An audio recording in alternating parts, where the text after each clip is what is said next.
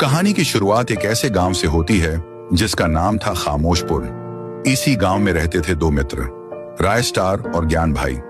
दोनों की दोस्ती पूरे गांव में मशहूर थी, पर ज्ञान भाई अमीर था, वहीं राय स्टार गरीब था। एक दिन राय स्टार की मां अचानक बीमार पड़ गई। इलाज के लिए बहुत पैसे चाहिए थे, पर उसके पास पैसे नहीं थे। उसने राय स्टार पैसे नहीं लेना चाहता था। कुछ दिनों बाद जब राय स्टार गांव से बाहर मजदूरी करने गया हुआ था, गांव की गलियों में एक अजनबी परछाई दिखाई दी।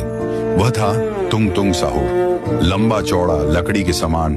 उस रात तुंग तुंग साहुर चुपके से राय स्टार के घर में घुसा। राय स्टार की मां उस समय गहरी नींद में थी। अब तुझे ही उसके दर्द की शुरुआत बनना होगा। उसने राय स्टार की मां का गला दबाकर उनकी हत्या कर दी।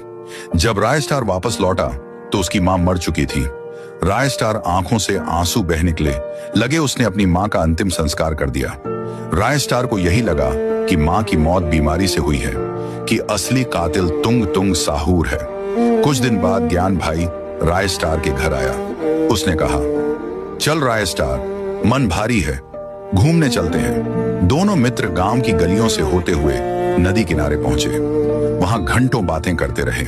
रात होते ही ज्ञान भाई ने राय स्टार को घर छोड़ा और गाड़ी से अपने घर लौटने लगा। लेकिन तभी अचानक रास्ते पर उसकी गाड़ी के सामने वही डरावनी परछाई खड़ी हो गई।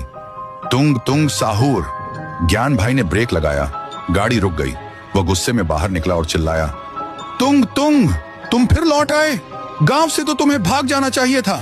तुंग तुंग ने दहाड़ते हुए कहा, मैं तो बदला लेने आया हूं। राय स्टार की मां को भी मैंने मारा था, अब तुम्हारी बारी है। इतना कहकर उसने ज्ञान भाई पर हमला किया। ज्ञान भाई मर दिया। अगले दिन खबर फैली कि ज्ञान भाई की मौत कार दुर्घटना में हो गई। राय स्टार ये सुनकर टूटा सा बैठा था। उसका मन नहीं मान रहा था कि इतना समझदार दोस्त सड़क दुर्घटना में मरेगा। रात को जब वह सोया तो सपना आया, ज्ञान भाई उसके सामने खड़ा था, आंखों में आंसू। वह बोला, राय स्टार, मेरी बात सुनो। मेरी और तुम्हारी मां की हत्या तुंग तुंग साहुर ने की है। राय स्टार चौंक कर उठ बैठा। उसकी आंखों में अब आंसू नहीं थे, सिर्फ बदले की आग थी। अगले दिन राय स्टार तुंग तुंग साहुर को ढूंढने निकला।